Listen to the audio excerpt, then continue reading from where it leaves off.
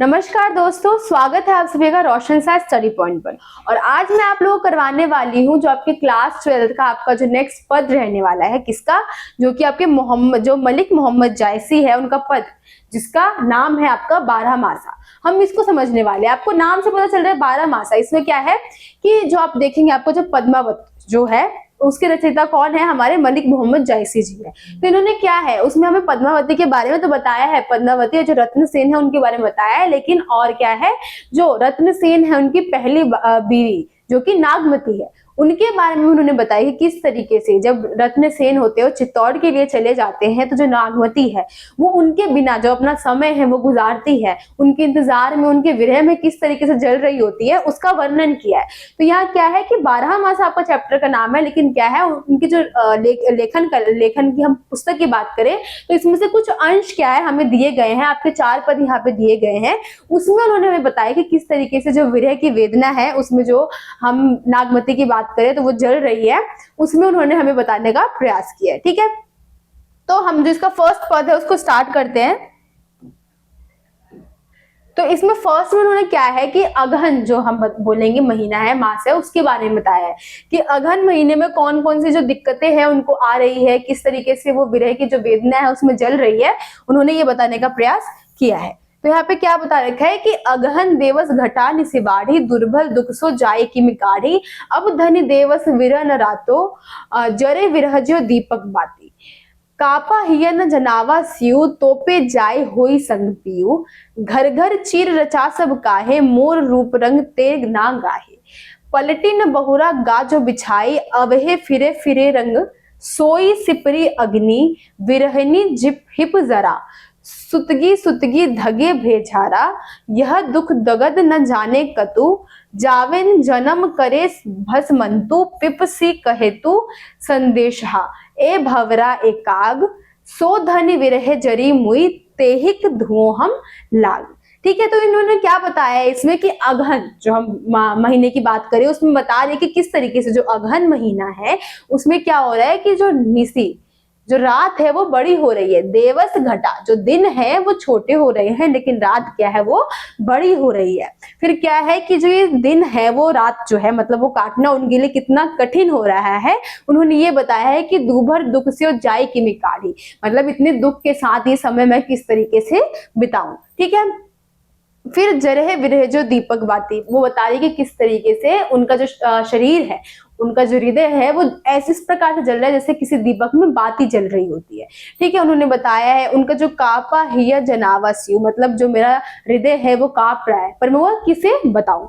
ठीक है, वो बताया है इन्होंने। और क्या है कि वो बता रही है कि किस तरीके से जो उनका रंग रूप है, उनके जो पति है उनके साथ ही वापस चला गया है, वो उनका कहीं मन नहीं लग रहा है, वो चाहती है उनके पति वापस आ जाए। तो एंड में वो बताते हैं किस तरीके से वो बोल रही है कि हे भवरा और ये हे काग, क्या है तुम मेरा संदेश जो है वो पति तक पहुंचा दो, या फिर क्या है कि सो धनी विरह जरी मुई तेहिक धुओं हम लाग, तो मैं वहां पर किसी प्रकार से वहां पहुंच जाऊंगी। इन्होंने ऐसे बताने की कोशिश की है कि जो मेरा संदेश है वहां तक ले जाओ। ठीक है, तो इस पूरे पैराग्राफ में क्या बताया उन्होंने मेनली कि अगहन जो है महीना है वहां पे क्या है दिन छोटे हो रही है, रातें बड़ी हो रही है।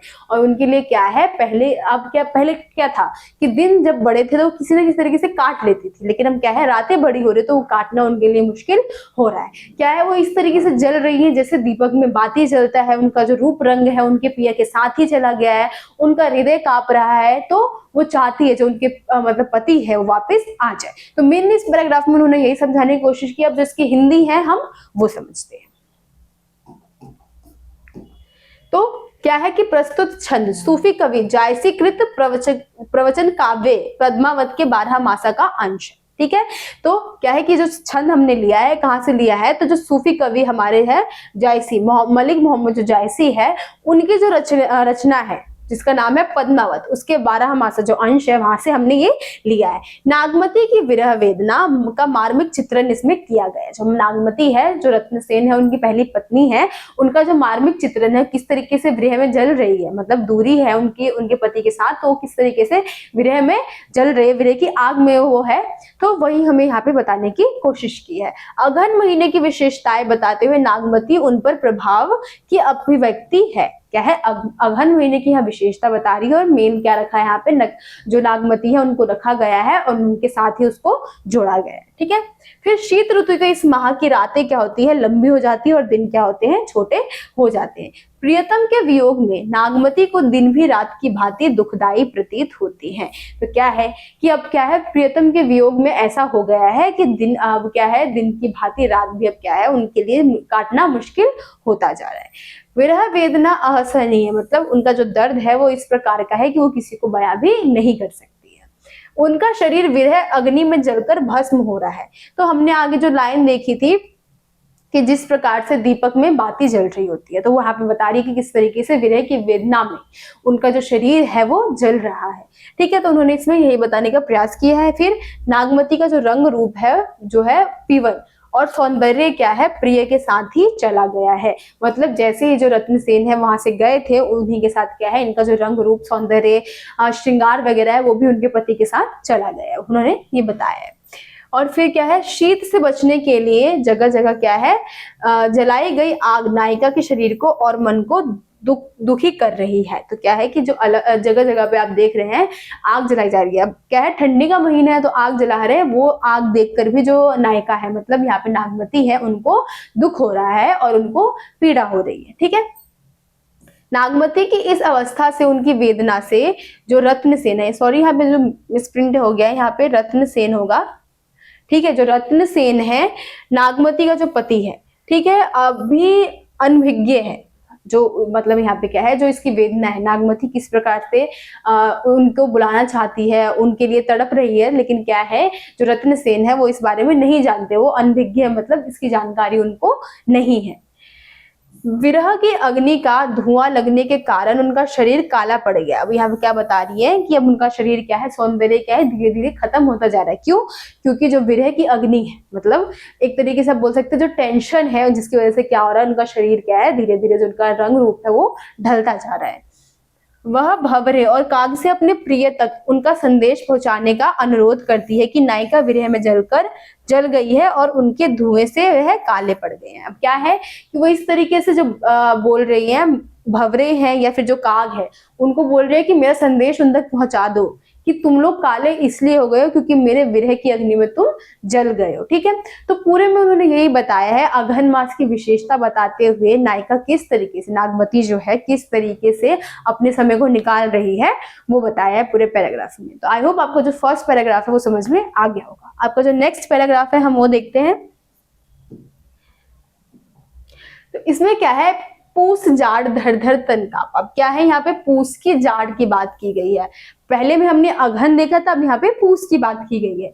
पूस जाड़ धर धर तन कापा, सुरौज जड़ाई तक दिसी तापा, विरहा बाढ़ी भा दारुण सियु, केपी केपी मरी तेहि हरि जीव, कत कत कहागो लागे हियरे, पंथ अपार सूझ नहीं नियरे, सीर सुपेती आवे जूड़ी, जाने सेज हिवंचल यूड़ी, चकई निसी विदूरे दिन मिला, हो निसी वासर विरह कोकिला, रेनी अकेती साथ नाही सखो, कैसे जियो बिछोही पंखी, विरह संचार भौव तन जाड़ा, जियत खाई मुहे नहीं छोड़ा, रकत दरा मासू गरा, हाड़ भये सब सख, धनी सारस होई सरी, मुड़ई आई समेटू पंख।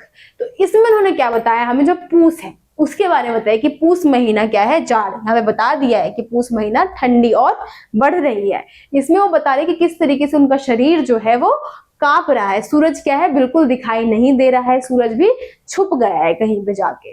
ठीक है, फिर वो बता रही है यहाँ पे की स्थिति बता रही है कि रास्ते वगैरह कहीं दिखाई नहीं दे रहे हैं।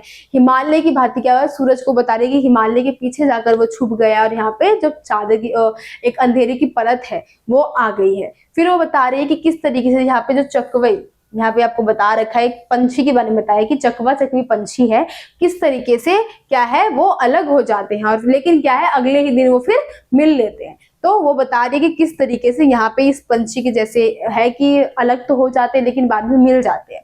लेकिन यहाँ पे क्या है कि मैं इस पंछी की जैसी हो गई हूँ, लेकिन मेरे प्रियतम क्या है वो आ नहीं रहे हैं। ठीक है, फिर उन्होंने बताया है कि किस तरीके से वो बुला रही है उनको कि आप आओ, क्या है, एक सारस के प्रकार आओ, सारस की भांति बन के आओ, क्या है, मुझे अपने पंखों में समेट लो, मतलब मुझे अपने बाहों में ले लो। वो बता रही है कि वो इस तरीके से अब अपनी उनकी स्थिति इस प्रकार से हो गई है कि अब वो चाहती है कि उनके पति अब वापस आ जाए और उनको क्या है अपने पंखों में समेट ले। ठीक है, इसकी जो हिंदी है वो देखते हैं।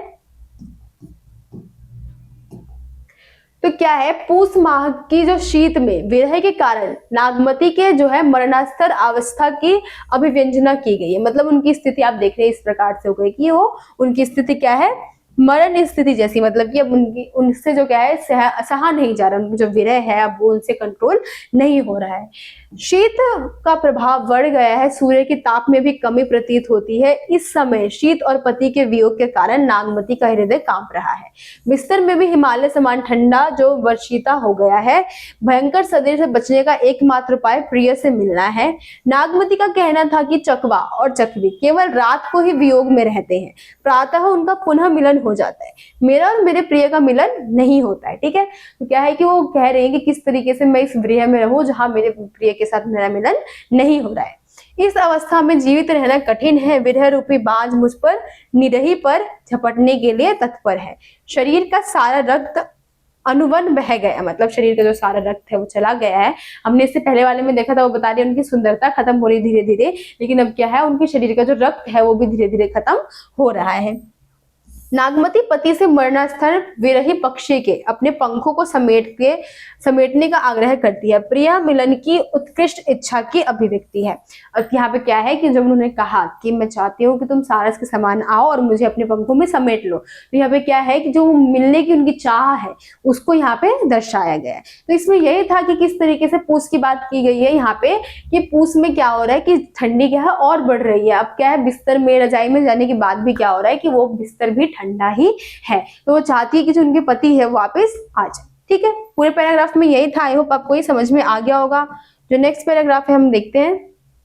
तो इसमें क्या है, लागयु महापर अब पाता विरहा काल भय जड़ काला, पहल पहल तन रुई जो झापे हतही अधिको हिप कपी, आई सूर होई तपु रे नाही, तेही बिनु जाड़ न छूटे माह, एही मास उपजे रस मूलु, तू सो भवन मोर जोवन फूट, नैनन चुभी जस माहुट नोरु, तेही जल अंग लाग सर छोरू, टूटही बुढ़ पर ही जस ओला, विरह पवन होई मारे झोला, केही के सिगार को पहिर पटोरा, गिरदे नहीं हार रही होई डोरा, तुम बिन करता धनी हरेऊ, तनु तनुवर भा डोला, तेही पर विरह जराए के चहे उड़ावा झोल। ठीक है, तो इसमें उन्होंने क्या बताया, हमें बताया है जो हमारे माघ माह है उसके बारे में बताया, किस तरीके से जो माघ का महीना है वो भी जो नागमती है उनके लिए कष्टपूर्ण रह रहा है। कष्ट में वो विरह में किस प्रकार से बीत रही है और किस चाह के साथ वो चाहती है कि उनके हस्बैंड जो है, उनके पति है, वो वापस आए और क्या है वापस आके उनके साथ रहे। तो क्या है, उन्होंने हमें जो माघ माह है उसकी विशेषता को बताते हुए क्या है कि यहाँ पे बताया है कि जो नागमती है वो किस तरीके से विरह में जल रही है और वो चाह रही है कि उनके हस्बैंड जो है, उनके पति है, वापस आ जाए उनके पास। ठीक है, क्या है कि माघ महीने में नागमती की विरह, माघ महीने में जो नागमती की विरह की अवस्था है उसके दुख वियोग की अभिव्यक्ति है। माघ महीने में भयंकर सर्दी पाला पड़ने वाले का चित्रण किया गया है। अत्यधिक शीत से बचने के मात्र उपाय प्रिय मिलन है, जो कि सूर्य के ताप के समान है। जिस प्रकार माघ महीने में फूलों में रस भरना आरंभ होता है, उसी प्रकार मेरा हृदय भी भाव से ओतप्रोत हो रहा है। नागमती प्रियतम से भ्रमण रूप में आकर मिलने का आग्रह करती है। शीत के कारण नेत्रों से बहते अंधुओले के समान प्रतीत होते हैं। मतलब क्या है, जो इन्होंने यहाँ तक बताने की कोशिश की किस तरीके से माघ माह जो है वहां पे भी क्या है ठंडी जो है और बढ़ रही है, और वो क्या है अब उनसे जो सहना है विरह जो है वो सहा नहीं जा रहा है। वो चाह रही है उनके हस्बैंड जो वापस आ जाए। जिस प्रकार से फूलों में रस हो जाता है उसी प्रकार से जो उनका दिल है रस भर जाता है माघ महीने में, तो उनका दिल भी क्या है वो बहुत सारे जो सोच विचार है उससे भरा हुआ है। ठीक है, वो चाह रही है कि उनके पति किसी प्रकार से आ जाए, एक दिन के लिए ही आ जाए। ठीक है, हवा चलने से गीले वस्त्र बाण की भांति चुभ रहे हैं। पति वियोग में नागमती न तो किसी प्रकार का श्रृंगार करती है और ना ही जो है कोई भी अच्छे वस्त्र है वो धारण कर रही है। विरह वेदना के कारण शरीर दुर्बल तिनके की भांति हल्का हो गया है, जिस विरह की भांति उड़ना चाहता है। जैसे कि क्या है कि वो बता रही है कि किस प्रकार से उनका जो शरीर है, वो बता रहे हैं एंड में कि उनका शरीर क्या है धीरे धीरे क्या है खत्म होता जा रहा है। जो उनका प्रिय है, मतलब उनके पति की जो विरह की वेदना है उनके कारण उनका शरीर क्या है बिल्कुल दुर्बल हो गया है, तिनके के समान हो गया है। क्या चाहती है वो? चाहती है कि कोई हवा आए और उनको उड़ा के उनके पति के पास ले जाए। ठीक है, तो ये पूरे पैराग्राफ में यही था कि किस तरीके से जो नीलावती है, नागमती है सॉरी, वो चाह रही है कि जो अब माघ महीना आ गया है, इतने महीने बीत चुके हैं, वो चाह रही है कि अब ठंडी क्या है बढ़ रही है, फूलों में जिस प्रकार रस भर जाता है उसी प्रकार उनके हृदय में भी बहुत सारी जो बातें हैं वो चल रही हैं। वो चाहती है उनके पति वापस आ जाए। उनका शरीर क्या है धीरे धीरे बिल्कुल खत्म ही होता जा रहा है। और उनका जो भी अब देखेंगे स्टार्टिंग में बताया था, जो पहले तो उनका क्या है उन्होंने श्रृंगार छोड़ा, फिर उसके बाद क्या है, फिर उसके बाद उन्होंने बताया किस तरीके से उनके शरीर में जो खून है वो कम खत्म होता जा रहा है। अब यहाँ पे क्या बता रहे हैं कि उनका शरीर क्या है बिल्कुल दुर्बल तिनके के समान हो गया है। ठीक है, तो चाहती है कि कोई हवा आए और उनको उनके पति के पास उड़ा के ले जाए।